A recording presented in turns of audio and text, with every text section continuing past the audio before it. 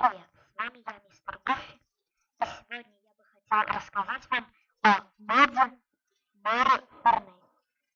Он добавляет в игру железную точку, золотую точку, орудие, обсидиановую и точку из жидкого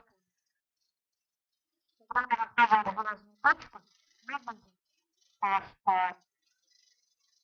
надо будет напомнить точную точку. Мы можем информацию выделять предмет. Вот так вот.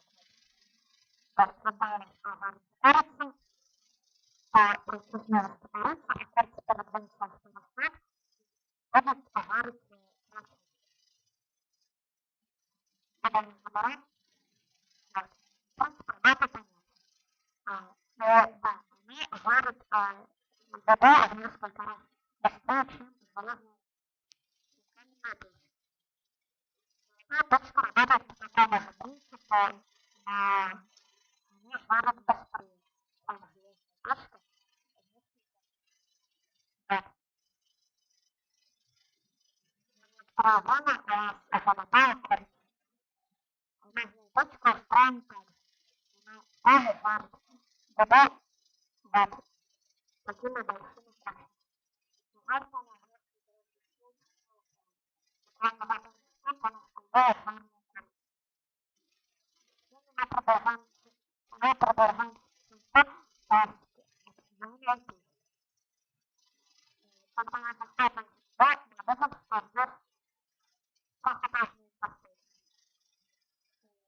Мы можем положить сюда блок красный, он будет повариться на огне. То есть мы экономим огонь. Так, мы закончили огонь, то варится сразу рис. Вот. Самый последний удовлетворительный назван точка, это точка из экселя. Когда мы заходим в рис надо под топливо. Для того, чтобы активировать, нужно поджечь его сверху. Завариться индикатор готовности к огню. Мы кладем сюда воду или рыбу, то, что хотим переплавить. Варить немедленно на вода и огонь прогрессивный огонь.